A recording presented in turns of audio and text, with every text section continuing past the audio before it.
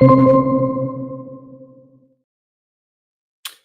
and welcome to another WeAreDevelopers Live. This is a special edition because we got technical issues all over the place, so hopefully something will come out of it. The other issue is that Dan is sick today, so do well. You can work more later on, it's fine. So we shouldn't be too worried about that. So today I've got somebody in here that I grabbed the last 2 days at an event. I was just in Düsseldorf in Germany at the WeAreDevelopers, not WeAreDevelopers, what am I talking about? Beyond Tellerrand conference, which is by my great friend Mark Thiele, one of the best conferences I know. I've been in every single edition so far. I was the first speaker at that one. And it's a super creative event, and that's what I really liked about it. So as I hadn't planned for a guest today in time, so I just grabbed one of the other speakers randomly and said we're going to talk with him today. He's in the same hotel that I was in, so hopefully the connection will be fine. But without further ado, let's try to get him on stage. Jason, how are you doing? Good. How are you doing, Chris? So it's getting like slightly I'm hoping delayed. that this is capturing something useful. Yeah, we're going to see the best.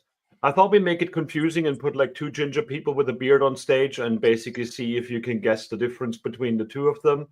One of them is American, the other one is German, and Jason is basically an expert in responsive typography on the web and typography in general.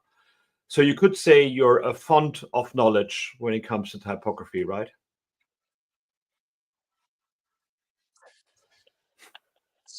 I guess that's one type of way you'd say it. Yeah, I thought about making jokes about typography, but most of them are unjustified and they're not leading anywhere. So it's probably not a thing to do. But seeing what you're doing, let's take a look at what you are about. Like, let's put here on stage. So, Jason, can you give us a bit overview what you do and what kind of expertise people pay you for? Well, at the moment, I work for an e-commerce company, and I'm the principal designer on our design system team.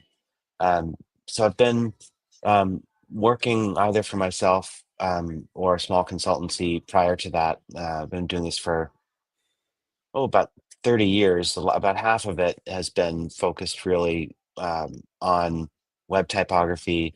And then later, as design systems kind of evolved, I got very much sort of tied into that world because it's not that easy to find people to pay you to be a web typographer. It's weird, isn't it? Like it's a thing that we've been struggling with. Like in the past, we didn't know. I remember back in the days we couldn't even use different fonts than the ones that were on a machine. That's how it started. So we did like font replacement techniques with Flash and like background images and all kind of stuff.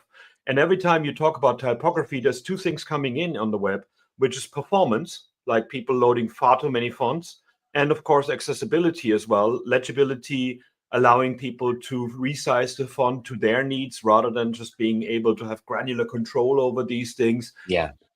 How do you, as a person with an eye for design, actually deal with these challenges? Is it something that you take serious, or is it something that you're like, oh, please stop bothering me with that?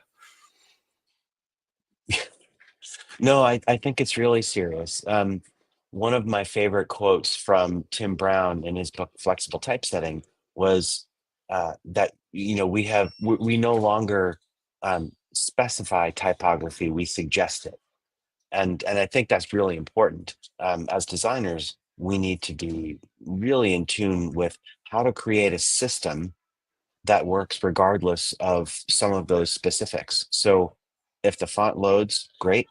If it doesn't, we should have thought about that. We should have thought about what is the fallback font that's going to load.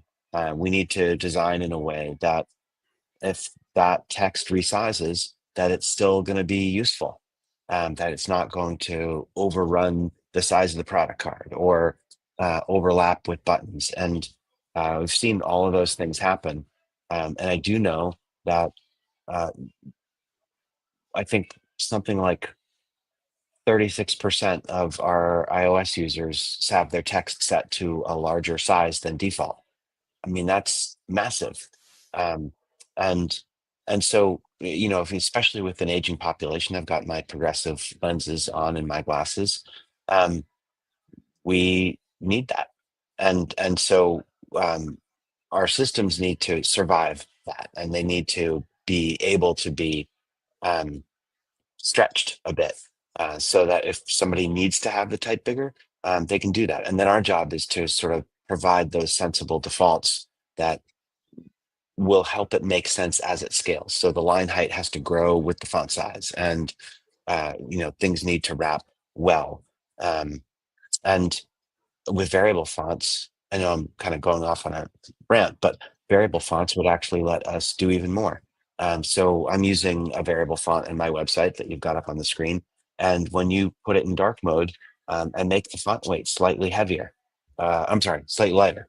And what that does is, um, visually, it reduces the weight of the light text on a dark background, and it preserves that legibility that you'd have with the opposite contrast.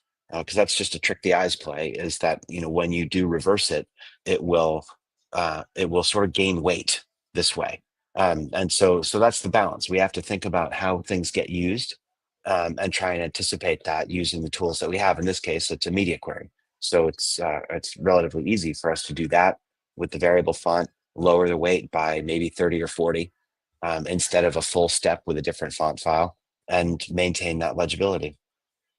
You're using a gray outline on these orange things because it looked to me like it was just really doing anti-aliasing, but I don't know what is going on there because that looks a bit blurry on my machine. Yeah, I'm trying to take a look at what's going on. It's honestly been a while that I've been working for Chewy, so I haven't gone back and looked at this. And I think that is looks like a text shadow that's probably an artifact from me looking at it in light mode mostly. Yeah, looks like it. That's interesting. Yeah, it's a text shadow outline thingy, and yeah, it's great what we can do with these things. But as you said, like the overlap, the font, if something goes on, that your card still works. I think it's amazing how much CSS gives us features right now to do that. Like we got Vmax, we got Vmin, we got like clamp, all kind of stuff. And you have got a few articles there talking about this, like how to use clamp and how to do these different things. So there's lots of stuff to read on you in this one. You also keep banging on about your dog. What's going on there? Well, we have two. That is that the picture on screen there is Tilly. She unfortunately passed away a few years ago. Um, but we have two younger collies now, Leo and Henry. They're both rough collies, and I post a lot of pictures of them on Instagram, and they're really cute, fluffy dogs. So they're a lot of fun. That's what I mean. It's a misnomer. They're not rough. They're more like fluffy. You should give them an eye patch or a flick knife or something to make them look rougher. Yeah, honestly, they're the least rough dogs that you could imagine. But I guess it's by comparison. There's a variety of the breed that has a very flat, smooth coat, which is where the rough part comes in. Mhm. Bit of a misnomer, really. That's true. That's interesting. I want to quickly go on a tangent as well because I want to talk a bit about an article we just published and I had published in print as well, which you had some good ideas as well because your talk that you gave yesterday, the conference was about like staying curious and learning things and challenging yourself to do things that you hadn't done before. And I found lately that with the AI world that we're in, we're taking more and more shortcuts. Like people just basically create something with AI and then put it on social media and want applause for it and get applause for it. But it feels so hollow to me. Like the whole article that I've written here, and it's also on in a print magazine at the moment, is all about like the Studio Ghibli thing, that how everybody has created these images now, and now everybody has an action figure on LinkedIn thing as well. And it feels like the the joy of learning something new and being bad at it and getting better at it, we take that away from us if we just take that shortcut the whole time. So do you think that that is it currently a hype that everybody just creates lots of stuff, puts it on social media, and doesn't put the effort into learning things any longer? Or is it something that you think people will get tired of really quickly as well, and then start doing proper things again?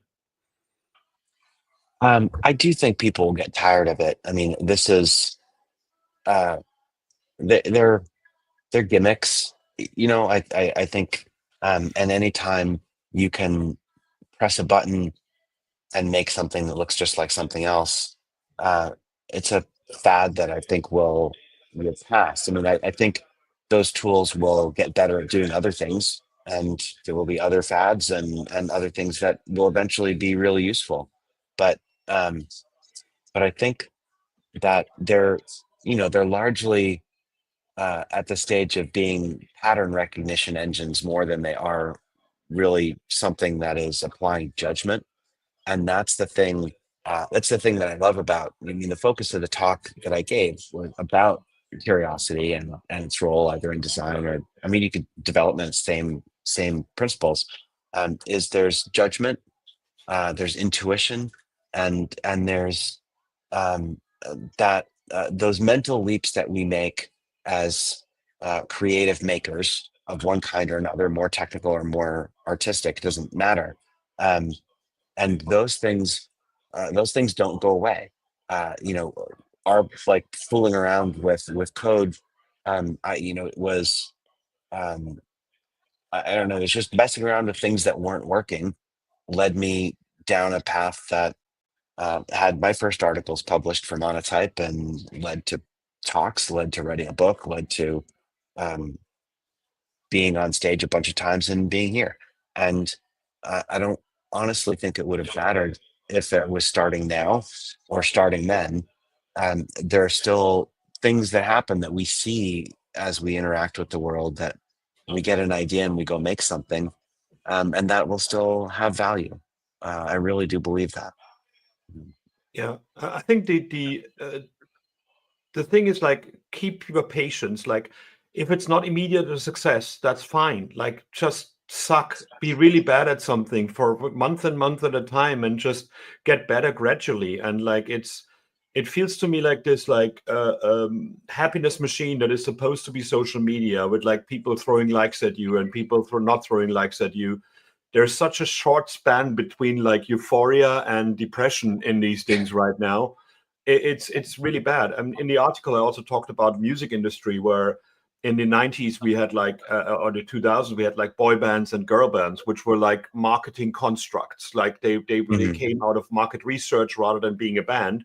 There was one for every flavor in that. There was like the bad guy in, or the bad boy in the boy band, and there was the romantic one, and Yeah, these kind of things.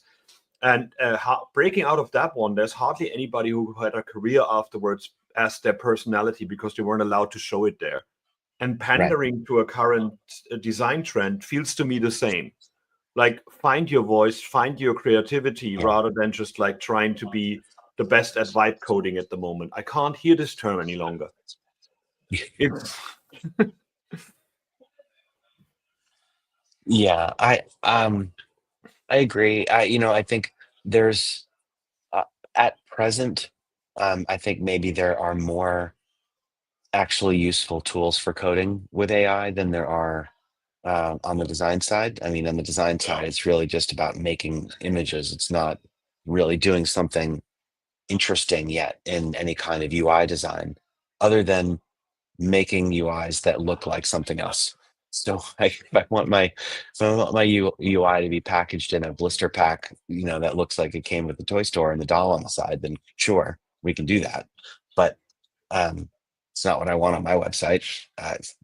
So I guess I don't know. Just gonna have to wait and see. But yeah, I like the idea of just sucking at something until I get better at it, and it's that process that helps me figure out what is it that I want to get better at, and how do I feel about it? What is my take on good typography or bad? Um, Mhm. I've had plenty of experiences of believing in something, getting up on stage at a type conference and getting yelled at afterwards by a type designer because they think I'm doing it wrong. And that's fine. It might not be to their standard. It might not be to what they want the world to be. But I also look at screens and design for them way more than they do. And maybe it's not their technique, maybe it's not what we do in print, but actually on screens, I know this works better. And I'll take something from that and I'll learn. But I believe in all the time that I put in being bad at stuff on screens that I've gotten pretty good at it. It was interesting, like in the beginning of web design, we mimicked print design a lot, and we didn't have the technologies to do it. I remember I think the New York Times was the first one to do like a multi-column layout using JavaScript to read out the amount of words and then putting it into a table and these kind of things. Nowadays, we've got CSS Grid, we got Flexbox, we got all these cool new things coming up. But it still feels like sometimes print is like the cool design thing that people go for, and we try to emulate it in an environment that's completely beyond our control. I always define web design as the end user is in control of your website. They can do whatever they would need to do with it to make it readable or understandable to them. Yep. And your stuff has to be robust enough to actually deal with that. But we always go back to this, like, but wouldn't it be great if it's like 24 pixels and only 3 words per button kind of thing? It's tricky to convey that to people, that seeing that there's such a wealth of information in typography and in print design that we for decades talked about. So it feels like as a web developer, you go in and it's like, throw this out a window, do something else. Is there a middle ground somewhere? Like, or do you think the new technologies that we have in CSS helps print designers embrace that more as well? They could. They'll only do it if those designers actually start to understand what's possible. And that's where you get into the, should designers code? And that's like asking if, fish need water. I mean, it's an insane question that I still have to struggle with people all the time. If you don't, I don't mean write production code. I don't ever really want to be building React applications, I'll be honest. But I know what HTML and CSS can do. I know what Grid can do.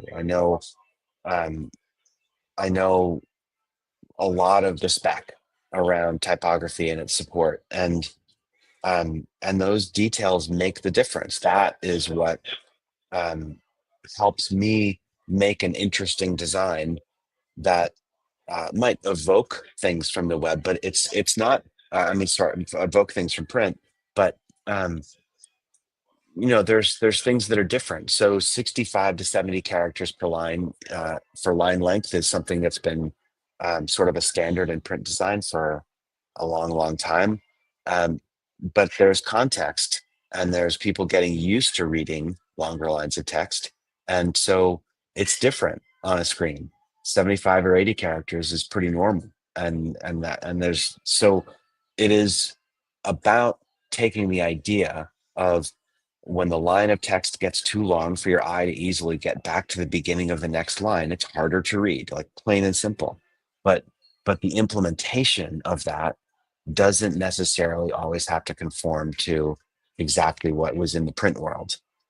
We have to allow the device and the preference from the user a voice in there. And so there's that push and pull where I have to take the underlying thing about, that maybe came from print design, and apply that and understand how to apply it in a sensible way on screen. So like Grid is amazing.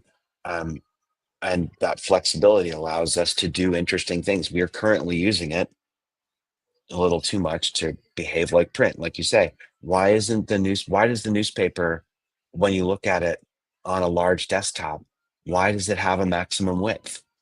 Why aren't we using the whole screen and using Grid to actually lay the whole thing out differently? Like that might be really interesting, and I don't see anyone doing it. And yeah, I think the bigger the site, the more traffic, the more risk averse people are, and they don't want to embrace something really wild.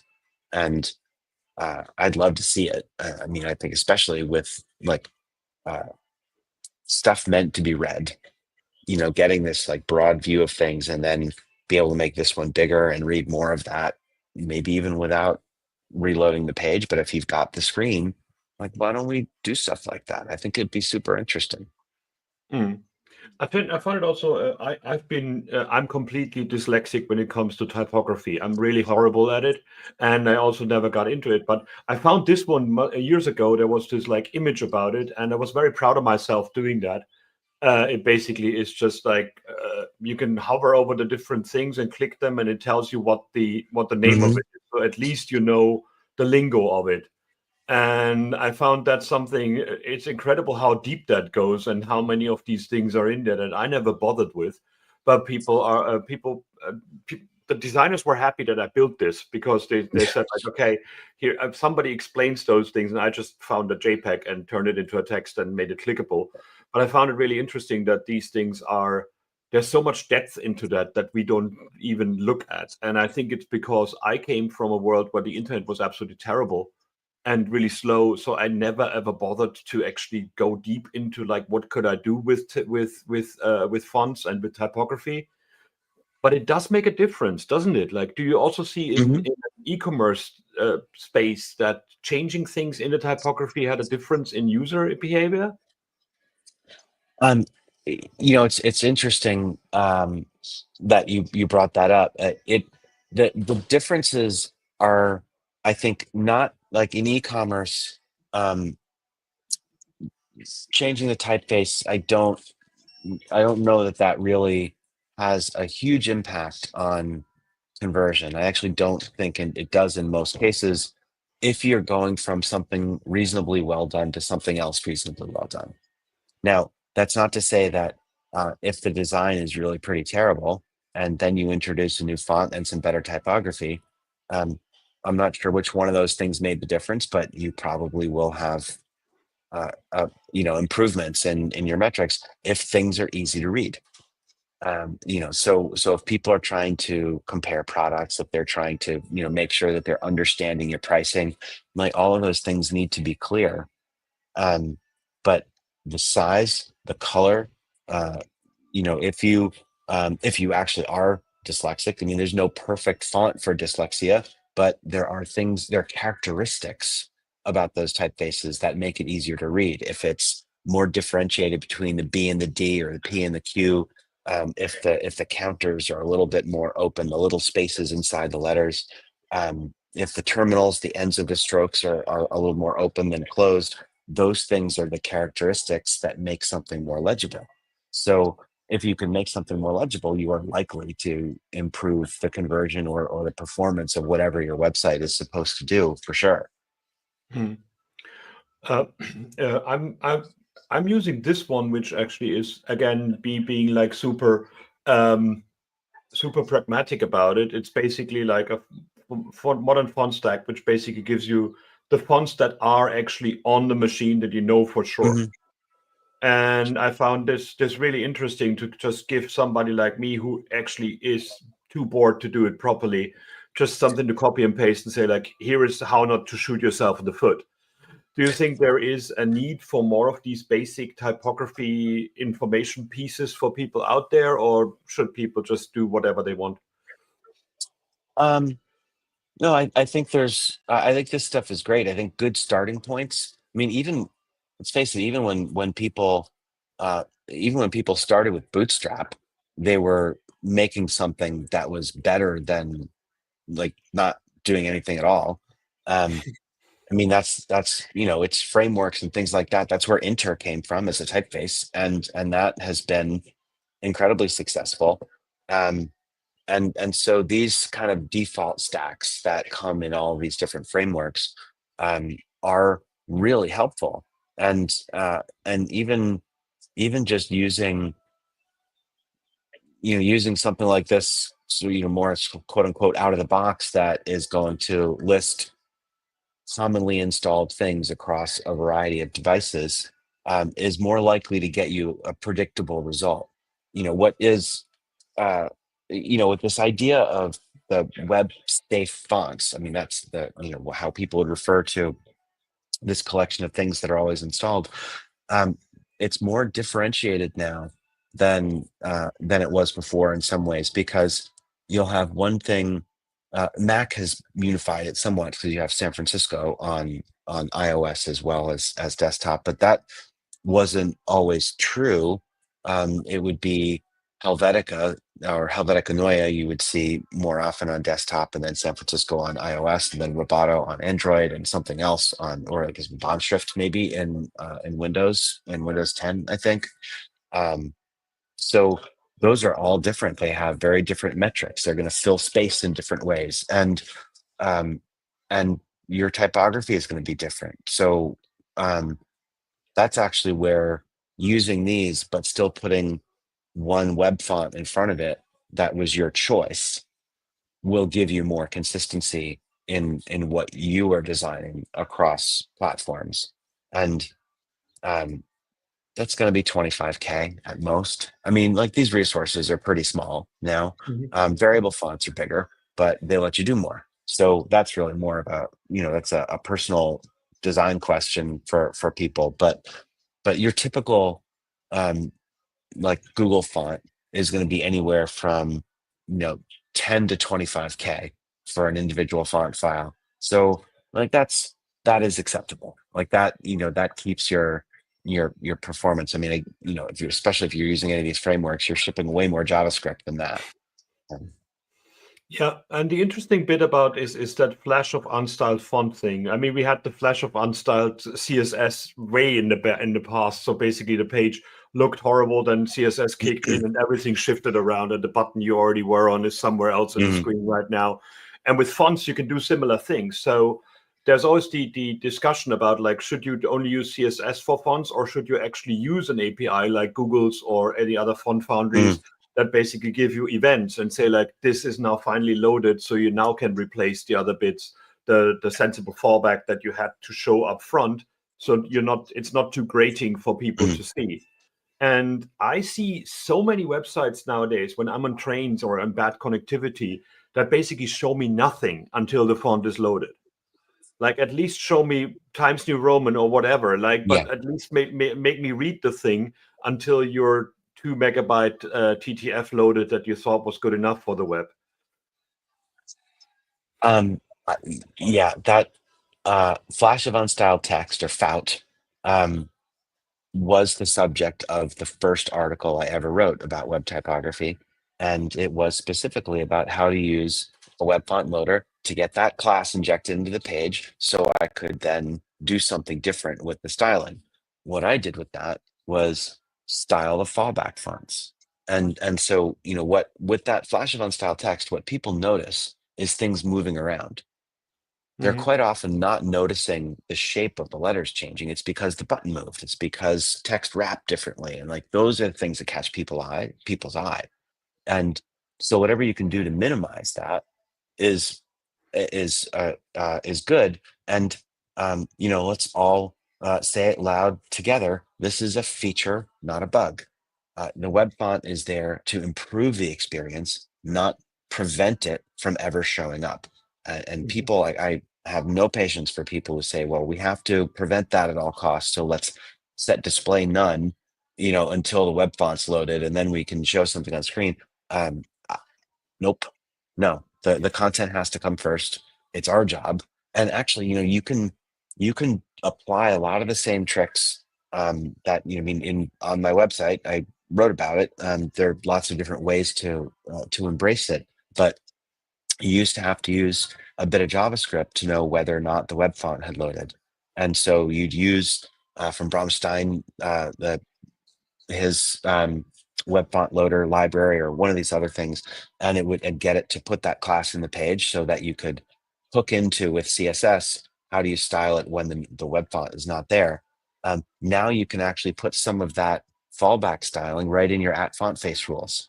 So you can have the at font face rule that loads the web font, and then have another one that is actually specifying a local source for San Francisco or Roboto or something else, and tweak the font size. and tweak the some characteristics of how the font renders, font size adjust. There's a couple other things that you can do that will make that fallback font that's going to display before the web font does more closely match the metrics and typesetting of what you expect when that web font does show up. And there's a couple interesting tools out there that will help you calculate these adjustments to put in your at font face rules, so that you don't need the JavaScript anymore. And that's really remarkable, how much we can do with how much is improved in the CSS support for this stuff. Yeah, and media queries as well. You can do a lot of stuff with that. Like the interactivity of CSS in itself I mean, some of the new functionality and some of the new features look like JavaScript by now. Like we got functions in CSS now, and it's getting more complex, which then makes me, of course, wonder, seeing that 99% of the cool things on the cool kids on the internet use Tailwind and other systems that never get this functionality of CSS. It seems like that there is going to be a 1 or 2 year delay before it actually, the mainstream that is created like really quickly will be able to use these features. That may be true. I mean, if all you know about CSS is how to install Tailwind, then no, you got to read the spec. I mean, that's where the magic is. I mean, if you want, if you're interested in something like, in my talk, I used a couple of things to help the slides look nicer. And actually, hang on one second, and I will.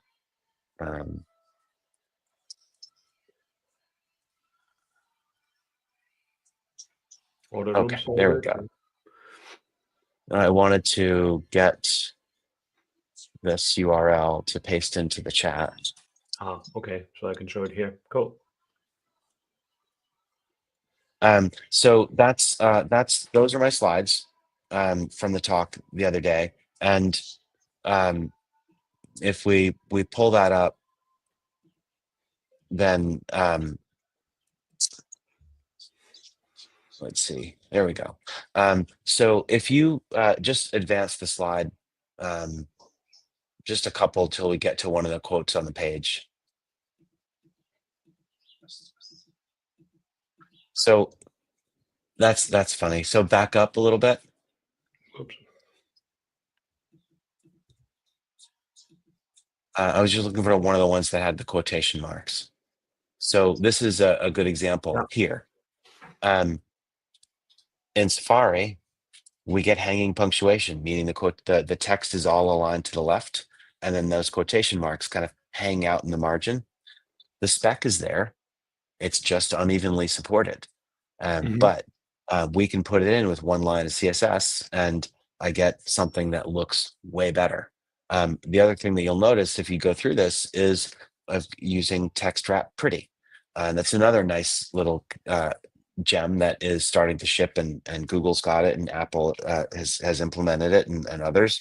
And what that does is help balance the length of the lines of text in there, so the line lengths look more even.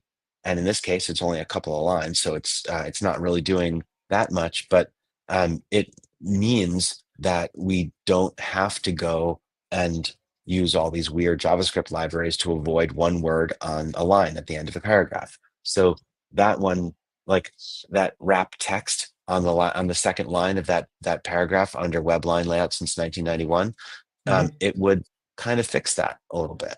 And typographically, those are the things that we want to avoid, because they just look awkward and they make these like weird gaps between the text. So what it does is it balances things out by shortening the lines above to bump a couple words down onto that next line, and it looks more balanced. And those are things like, that's a little technique from print that used to take a whole lot of fiddling, or automatically putting a non-breaking space between the last two words of every paragraph. Like little things like that are the tricks that we would use to try and improve the readability of text. And having those things in there and being able to do it with one line of CSS, that's pretty incredible. That just replaced a ton of JavaScript and a ton of time that it takes when it's rendering. So it speeds everything up. It's great. Also, performance-wise, if the browser does it naturally with CSS, it does it before the rendering rather than me intercepting it in JavaScript and then doing clever things with it. Exactly. It's also interesting that when hyphenation in CSS, like auto hyphenation, Firefox was the one that actually spearheaded that, I think. But the thing there was that it's then connected to the language of the text as well.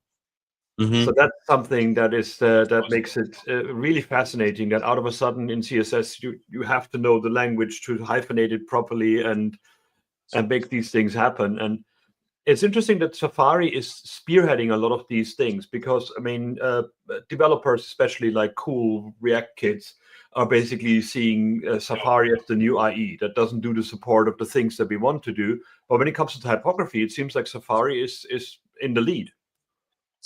And they have been often, actually, when it comes to the typography stuff.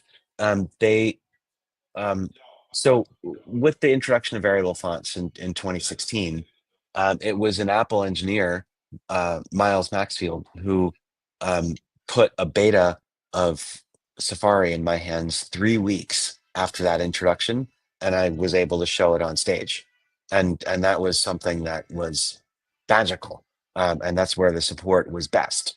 And um, so each browser vendor tends to, like, there'll be an area that they just tend to always be ahead in, and I'm grateful that it's often been Firefox. Sometimes it's Safari, sometimes it's Chrome, um, but uh, when they come together, they make some pretty great experiences.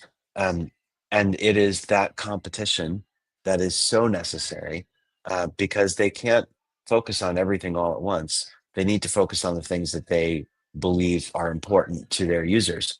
And so the design community is on the Mac. The design community, like the print design community, is increasingly not spending the time adding other browsers. So Safari is what's there, and so they spend their time improving the experience there, and that's great. And what people do need to remember is that we have to use these things, or the browser vendors never support them. So, like, I add those things into my site to make use of these features, and I know that if someone looks at it on their phone, or if they look at it on their Mac and they haven't changed the default, then they will get that hanging punctuation and it'll look pretty. It'll look really nice. Not everybody else will get that, but if they don't, like, the browser vendors check, they do their own research. They scan the websites and look for the use of features. And if these features never get used, then the support goes away. And so something like hanging punctuation or hyphenation is a great example. If you read the spec, the support for it is there in the specification for CSS. It's incredibly detailed, and we just haven't had the collective will to get the best way of handling that hyphenation built into these browsers. And some of it is open source. Like, we could do this, but you brought up it being language specific, but that's not the only stuff in CSS that's language specific. I mean, we can lay text out left to right.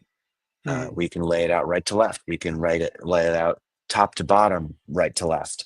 And those are all things that are controlled in combination with declaring the language in the document, which is what we're supposed to do. So then CSS can do something useful with it.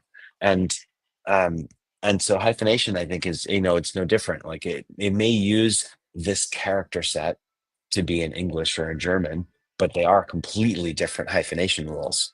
And so, yeah, the browsers do need to support it better, and we need to write our documents correctly so that we can help the browser do its job. It's interesting to see CSS is embracing this whole idea. I mean, I did a few right-to-left websites in the past in Hebrew and Arabic, and I was lucky to have worked on government websites where this was a necessity, and most developers would never understand it. So we're going away when it comes to padding and margin from the top left, right bottom, Right. to actually going for block and going for flow, rather than, because it's not left and right. It could be completely opposite of it. Right. And I Right. think that's an interesting thing in CSS as well, that CSS embraces the squishiness of the internet and the needs of the end user much more than more rigid environments. Like I remember like doing like GTK or things like that on like desktop apps. CSS has always been off the web and for the web, but people, if they don't use the features, browser makers don't have time to do it. I worked for 2 browser makers, and I know we're not 6,000 developers that sit around twiddling their thumbs, hoping that somebody will use a feature. If it's not used, it's not going to get any resources. That's like any other software development out there. Yeah. So by having it and by starting to use it, we can actually make a point to our managers and say like, hey, we should implement that now because so many people are relying on it.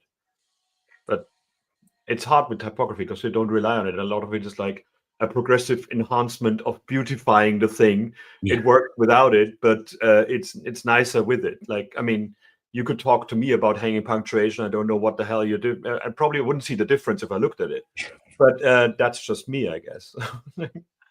I think that is it is the thing that I love about typography, but it is also the thing that can be most frustrating. 90% of what we put on the screen is text. I mean, unless you're working on a photographer's blog, even when it's an e-commerce site, yes, there are product photos, and that's what people look at a lot, but they also want to know what the ingredients are. They want to know how much it costs, and like all of these things are made okay or made really great with typography. So using when you've got multiple prices, if you use tabular numbers instead of the proportional ones, the digits line up. And that's Yeah. just a format that's in the font. Like we can specify that with CSS. If we want to superscript the cents after the dollars to sort of reduce their prominence, but not make them go away, that is an HTML tag. And we can style it with CSS. And so like so many of these things are there, and it's those details that really help set it apart and make it go from yes, I can get the job done to that was easy. I liked that. I had it felt frictionless for me to go through that experience, and now you've got someone who's going to come back, and there that's where the reason is. You had good design, good layout and architecture, but the typography is what took that last little bit of friction away and made it a joy to do instead of a chore. I love that with Intel in JavaScript as well, that we have this module now that actually when you display numbers or you display prices, that you can actually define the locale and it will do it accordingly. Like in America, you do a comma after the 1000. Mhm. In Europe, we don't. We put a decimal point in it. We put a comma at the decimal point. Americans do a decimal point in there. So the JavaScript would do the rendering for you, and then the styling would kick in with the right font, and it will be fine. You don't actually need to do that on the back end any longer. You don't need to do that. You can just get it in the browser itself, and that's quite amazing. But it brings me to an interesting point about dependency. Like, I mean, there was a discussion a long time ago about like if you should rely on Google Fonts for hosting. Mhm. And in Europe, most of the time you can't because it's not GDPR compliant. So basically, you Mhm. have to host them somewhere yourself as well. And which now brings me to a more problematic thing, which I want to talk about in the next edition of that one when I'm back from holiday. Is what happens if Google is forced to sell Chrome now? Like, will all the Google font stuff, will all the great goodness that Google does for the web actually go away as well if they sell Google to OpenAI? Or, I mean, Yahoo offered to buy it. I didn't even know it existed any longer. So Yeah. it's relying on like third parties is Yeah. convenient, as you said, like with you got the API, the JavaScript API to replace the fonts. But is it something that is getting more and more unreliable? Is it something that we should be telling people host as much as you can yourself? Um, well, I think in general that's a better practice, to be honest. Um, Google Fonts makes it really easy to pick fonts and add them to your site, but it also like it you still can download them from Google and host them yourself. And so, I think in as part of the deciding process, or if you are making a platform where you want the user to be able to customize their site. You're building a web flow, you're building whatever, like then using Google fonts that way makes a lot of sense. But once you've decided and you're already hosting your other assets, then relying on a third place to go get these things is just going to slow things down. As fast as they are, every time I have dug into it, one of the bottlenecks that I find in performance is waiting for that third party script to go get stuff from Google, where I could simply take those files. They're all open source. It's totally legit. There's no licensing issue here. But I can put them on my own site, and that that DNS lookup has already been done. That, those connections are warm already for the end user to be getting those assets. And if they're getting them all from one place, then it is just going to be faster. And they will have better caching with the browser from one screen to the next, because that request will never get made again. And so yeah, a tool like this is a great one. The Google Web Fonts Helper, I've used that so many times. Basically, be able to just grab the web ready files, and with open source files, where there is no licensing issue, I've actually had really good luck using Font Squirrel, which is a site I've never used to recommend, but you can upload the font files there and get them optimized for your use. And so you can be more certain that if I only need what's generally referred to like a Latin 1 character set, so you can serve most Western European languages with that one file, is more compact than a complete one. So you don't need a 2 megabyte TTF file. You want the 25K WAF2 file, and that is going to be the difference in stripping out some of the stuff. If you don't need Cyrillic support for the language that you're writing in your site, then why serve that? And Google did a lot of that stuff on the fly, which is what is so helpful for a lot of people. But if you know your content and you know what your needs are, then you will have the best judgment about what should stay incorporated in that font file, so you can get the best performance out of it. It's interesting when you talked about the it's free, it's okay to use. I love that the anti-piracy ad that was running before DVDs in the past, and also on television, used a pirated font.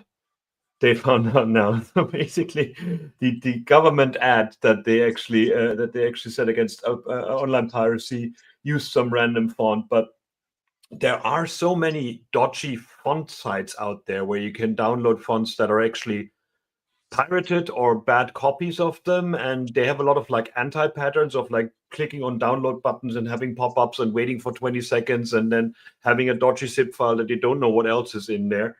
It seems like they're when it comes to font usage, people are just like more nonchalant about like stealing things from people. Have you done fonts yourself as well, or did you just have friends that are better at it? I've never made a font. I would like to. I have some drawings, and actually, Yeah. the letters that type is set in there is a French typeface that I found in a book, but I've never found online, and I've started to redraw those letters. Um, that might be the first one. I'm not sure, but yeah, there are tons of sites out there where you can download just about anything. But what a lot of people forget about is, even if you're buying it from Monotype, um, someone did the work to design it, and someone put a ton of time and effort into creating all of the lettering pairs and the spacing and doing all of this work, and it was a person, and then maybe a company, but the licensing is there for a reason, because someone else put the effort in. And yes, there are tons of open source fonts, and uh, but if you really need to have this one particular brand font, then get a license. I mean, and then use the thing properly. It is a piece of software that somebody put a ton of time and effort into, and uh, there, either find something that's open that is going to work for you, or being able to go and uh, Oh, from Mandy. Good, great article. She's wonderful. Um, uh, Yeah, I didn't that want to interrupt your please pay the people that you're using stuff for, but it's making sense. But I wanted to get a bit into that because we talked about like responsive design fonts, and that's great for like proper layouts. But I love just how creative you can get with like variable fonts and do like really random stuff like color fonts, and mhm. she does like all these little jokey things like a honk variable font where you could scream into a scream into a microphone. It gets bigger and smaller when you do it. And I think that's just really beautiful that this is part of the. This is not a canvas where you have to pixel things on in JavaScript, Mm. but it's all possible with like the font face itself. And this is just amazing when you think about it. But I don't see it used in the wild. I mean, people go crazy about like GSAP animations and these kind of things. Like in, you have like all the code pens out there where people get super creative. But it seems like the embracing color fonts and embracing variable fonts is not as much there as a competitive creativeness thing. Is it because the support was not there in other browsers than Safari or Firefox, or why do you think that is? Um, well, first off, they're actually used a lot more than you realize. Um, so quite often, what gets served by Google Fonts is actually a variable font. So they will. This was actually I had put this in a talk a couple years ago when they first started doing this.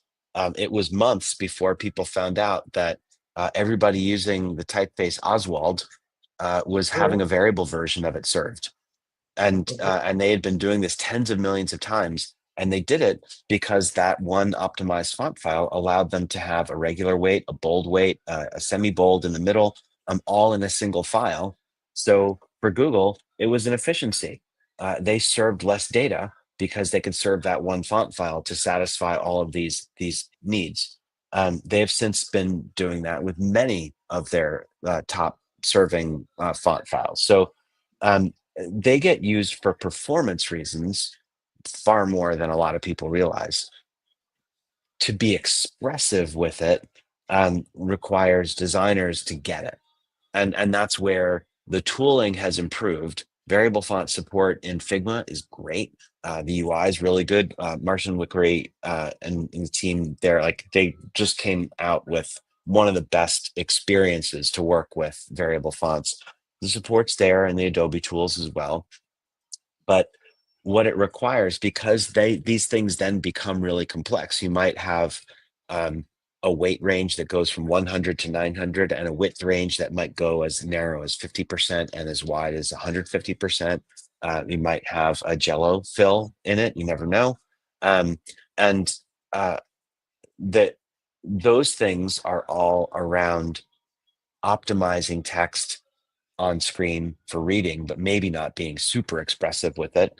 But then you have these like really interesting axes that people could build into the fonts that change the angle of the ends of the strokes or open up the counters more, extend the ascenders and descenders of like the lowercase and letters like above, like more above and below the baseline of the text. Those are all really interesting and super expressive things that you can animate all of them. um, that yeah, we don't see as much because now we get into, does the designer understand the code behind this enough to even know they could do it in the first place? And the answer often is maybe no. I mean, there's also these articles that I find where it's like do something, polish it with line height units, and sort these things out. RLH, 1LH, what the hell are all these things? It's I'm always like, okay, 1.5 line height makes it readable for most people, so that's probably a good thing. Not putting a unit behind is probably a good idea as well. You keep to have to catch up with these things. I remember when a list apart was still a big thing, and like the main thing where we looked at, there was the cicada rhythm articles about your typography, and there was all kind of like, here's the my favorite was always these random CSS things where it's like 0.56256553, and then in Safari it will be the right thing. That was kind of deterring people to take a look at it because it felt like clicky and like too hard to understand. but there are so many beautiful things in there. It Yeah. really frustrates me that I don't have the time and patience to look into it. Well, that's the contents of my talks have evolved over the years because I used to have to include a lot of little hacks like that.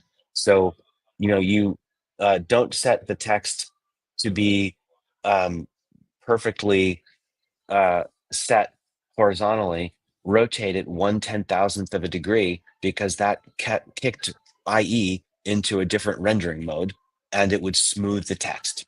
And without that, you end up with really jagged text, like early on in the Hmm. time of web fonts. And my book was full of dumb little hacks like that because those were the things that we had to do to get things to be legible. And how do you make all these things work and then have your website not blow up in IE6? Like, we had all of that stuff. But then an awful lot of what I did over the years was try and come up with some sensible defaults for people. And yeah, it was just always really hard to get people to adopt. But that's why I sort of gave up on that and just went back to writing those articles like on my website, everything under tips. Like that was about 50 issues of a typography newsletter, each one focused on one thing. So, just styling your links better. Like here, there's one. If you're going to read one thing, go here, look at the code sample, see, what's the history behind this, and here's what you can do. Um, Line heights and line height units.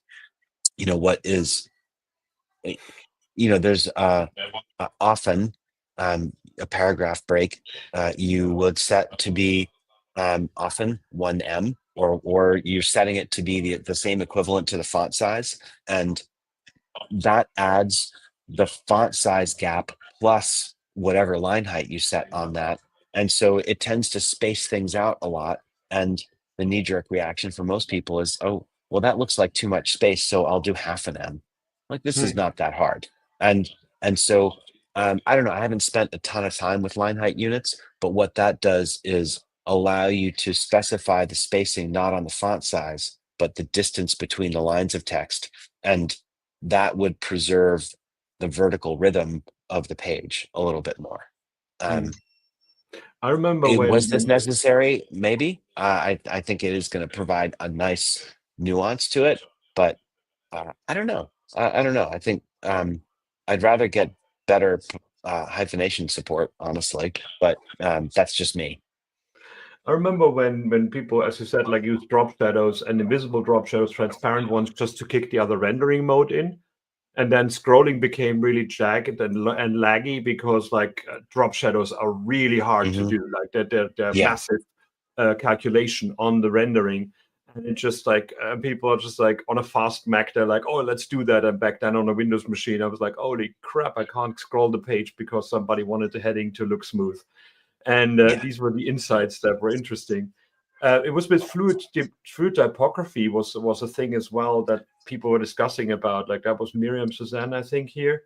Yeah, and then Hmm. other people were just like, I'm still using that like uh, I'm not using clamp. I'm still using that one VW multiplied by so and so many pixels. That old trick. But yeah, it feels like you're always chasing the Mm. outliers with that one. Like, what if I make it too big and then I can't read it? And clamp can also slow things down a lot if you do it wrongly. And it was interesting that she wrote that one, and then basically other people were saying were talking against it in defense of fluid typography. Do you think that should be something that the font does for you, or is it something that we should be doing with JavaScript and clamp and clever things? Um, I uh, I don't think it can be in the font because the decisions you're making about font size and line height are um, one part. Uh, well, we're going to talk about two different things for a sec. One is in typography for reading, where you want the text to be a readable chunk of information for your reader. There are minimums and maximums that you probably want to embrace, and clamp is really useful for that. So what clamp is all about is um, sorry, I just want to make sure that I keep this from notifications bombing in. Um, uh, Clamp allows you to say, this is the smallest I want it to be, and then this is the biggest I want it to be. And now here's how I'm going to get it to scale in between. And we've done this in a bunch of different ways. We did it with media queries, and we set it this size when the screen size is here, and then this size when it's here, and the size when it's here. And so it was just in steps that we would do. And that was the first technique that I wrote about in my book. That was my definition of, or how I implemented responsive typography. But then we got into all of these different ways. Tim Brown had this technique called CSS locks that I used, that was essentially creating something that simulated what Clamp now does with one nice little line of CSS without a lot of weird math. So that typography for reading probably doesn't need to scale much. And so we're talking about going from maybe an equivalent of 16 pixels, maybe 15 at the smallest, to maybe 20. I mean, it's a small range. And so there's not really a lot that we're trying to do there. The other kind of typography, though, the typography that you want for attention, that for things to get noticed, that might scale a lot more. And you might have a different approach for that. And then it's just choosing the right technique, but the right place to do it is in CSS. That's going to process the fastest. It's going to do what you need it to do, and it's going to do it with the least impact on scroll performance. Because you one of two things: you're going to be adjusting the width of your window, maybe, and then you're going to be scrolling. You are not doing those two things at once, unless you are you're way more adept at it than I am. But people adjust the browser size when they need to get something out of the way. Usually that's you're just gonna, oh, I want to make this narrower so I can see this thing over here. I have notes on the left, I want to show some stuff on the right, and that's where the rendering performance would come in it having to change the size based on what's available. Whereas usually it's just, what are you scrolling? And then you don't want to drop shadow. Like we want the CSS to do the things the CSS is supposed to do and not get in the way of that experience. So I think it belongs in CSS, not JavaScript, not in the font. I remember one of my articles on A List Apart back then, together with Lawrence Carvalho, when I worked at Yahoo, was how to detect font size changes, that people do a command plus to change the font size because there was no event for that. So the dirtiest trick was put an iframe in the page that's 1em by 1em, because an iframe has a resize event handler, and that would automatically fire. And then we also did that with a hidden div with like 1em by 1em and read out the size of it. This control is driving me crazy that people keep wanting that. I remember when Internet Explorer didn't resize font sizes, the fonts that were defined in pixels. And then people did these widgets on their page to make the font bigger and smaller for accessibility reasons. And they didn't even use buttons, so you couldn't reach those things with a keyboard. Right. So they were just like accessibility features that were just there because somebody thought they can find a clever solution that the browser should do for you. The web is full of these clutter things. Now it's dark and light mode switches, which also come from the operating system, and people put them in their page again. I think in 3 years' time, we're going to laugh at them and say, like, what did you do? So, yeah.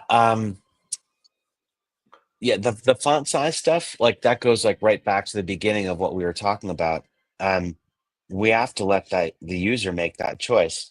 Our design has to be better so it doesn't fall apart. Anytime we start getting into trying to exert control over what the user is going to do, it will fail. It will backfire, and it's going to do exactly the opposite of what we really want. But at the root of it is the vanity of the developer, the designer who's doing the work in the first place. 100%. That's, it's on the part of the owner of that site, the creator of it, not wanting to give to allow it to exist in a way that doesn't look like what they signed off on, what they designed, what they approved, whatever that is, and it's BS. Like it's terrible, and it has no business in the user experience whatsoever. We have to use the tools that we have, the CSS tools that allow us to have our layout reflow.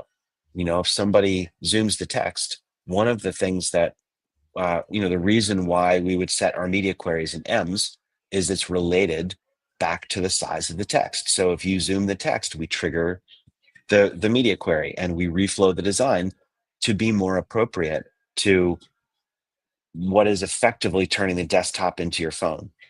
I mean, that's and that's the simplest way actually for us to think about it. So we turn it into a one column layout and that happens simply because somebody zoomed and that's what triggered the media query. All of that tied back to the size of the text itself. And so when we do that, then the design adapts to what the user's asking for. And we're then giving them something that's going to be far more useful. Yeah, it goes back to Flexbox as well and Grid that actually does these things automatically for you. It's not like a table layout that actually would expect to be multiple column. If it's not enough space, it just floats the things around where you want them to be. Which, of course, with the CSS masonry layouts, we have a reading order issue with accessibility we need to fix right now, because that might be a thing that you can do too much. I just looked up quickly. I remember when CSS books, when I bought them and stuff, CSS Mastery by Cameron Moll, I think was one of my favorite because it did all these things. There was back in the days, there were lots of CSS tools. Here's how to do that perfect rounded button that's 500 pixels wide. But all his stuff was like, here's how to fit a word from here to here into that button and still looks okay. So that's where I always think CSS Mastery to me came in, like embracing the flexibility of the input that comes from the CMS or from the end user's needs. And I love that CSS is going more and more into that space to be like reactive to the needs of the user rather than just like an easier way to do table layouts. Yeah, no, I 100% agree. And it is that it's the CMS world that really brings that to the fore, where you have to design for something where you don't know the content, and it's going to change, from day to day. And I love that. I mean, I think that's a fascinating challenge because that's where the system comes into play, and being able to do things to balance the wrapping of headlines that you don't know the length, to set the punctuation the way you want, the hyphenation the way you want, because you don't know if it's going to be a 3-paragraph story or 10. All of those things are completely dynamic, and it's a great way to sort of stress test the typography that you're trying to create to see if it's really going to hold up. Hmm. I love that also when it comes to like basically I found this typography manual some time ago, which I found quite interesting to read by Mike May. You probably have heard of that as well. Where basically just simple tricks like use one font, do traditional font sizes, don't get too clever about it, redefine for CJ characters and so on and so forth.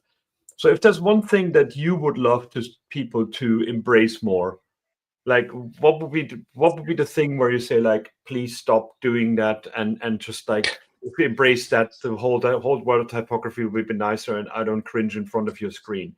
What do people do that they shouldn't be doing? Don't use Helvetica.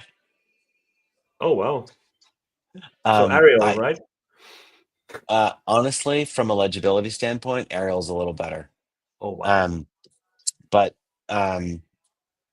I think it is about type choice, because you have something like this that you have up on the screen, and or there's a whole bunch of other things like that. If you dig into my site, you look at Miriam Suzanne's, whatever. Then I think there's lots of options out there, and you apply those principles, but the typeface is the voice of your words, and so that deserves some thought. And so I crack a joke about Helvetica, but the reason I say that is, one, I don't think it's the most legible at small sizes. So I do think that there's some issues there, but it also doesn't bring any voice. And so if you don't want to impart any emotion or anything about that in your design, okay.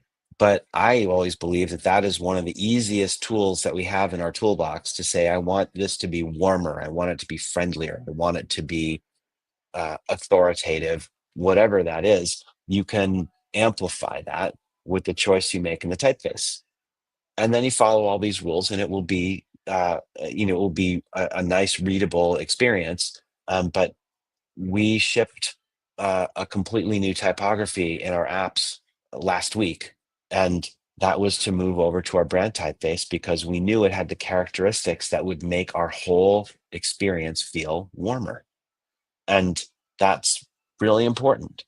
So it's not something that's conscious really on the part for our customers, but it will subtly remind them more of all of our advertising, of all of our marketing, of the tone that we try and set with that. And so it does matter. And all the other rules are the same. The spacing, the line height, the way you treat links, the way you treat all these other things that are in this sort of article. That doesn't change with the typeface. What changes with the typeface is the feeling that someone will get interacting with your site. Cool. Well, I mean, it's fun, so it's all about family, right? There you go. There we go. Thank you so We much. didn't have one of those creep in for a while. So. Yeah. Thank you so much. This was great. We're far over time, but I think every time we meet, we just go from one point to another, and it's always exciting. So it's good to see. So this was Jason and me, both two of the Adam Savage lookalikes for today. You're off to cycle tomorrow with the organizer of the event that we were at. So Yep. We're gonna go on I think it's gonna be about 160K total from here. I'm looking forward to it. That's the kind of crazy thing that sounds like a good time to me. So you get some cornflakes first. Okay. No, that's not that. That's no Well, problem. yeah. I mean, I have to carbo load there. So, cornflakes is a good start. Fair enough. Cool. Well, thanks again for this and for being on so short notice here. This was Jason Pamental. You saw the slides. We're going to send them around later on as well. Anything about responsive fonts on the web, he's your man. And if the talk of, I think Mark will release the talk of the conference soon as well. So we're going to put that in the newsletter when it comes out. Thanks again for that. Enjoy Düsseldorf while you're here before you fly back. And Thank you. greetings to Chewy. Thanks. Really enjoyed being on. I appreciate it. Cheers. See you soon. Bye-bye. Well, that was it from today. We're going to have something from one of our partners showing soon. And I'm going to be on vacation for the next 2 weeks. So the next two issues will Dan with guests by himself. I trust him completely. So you should probably as well. So but next Wednesday, go see Dan in WeAreDevelopers Live. And that's it from us today. Thank you very much.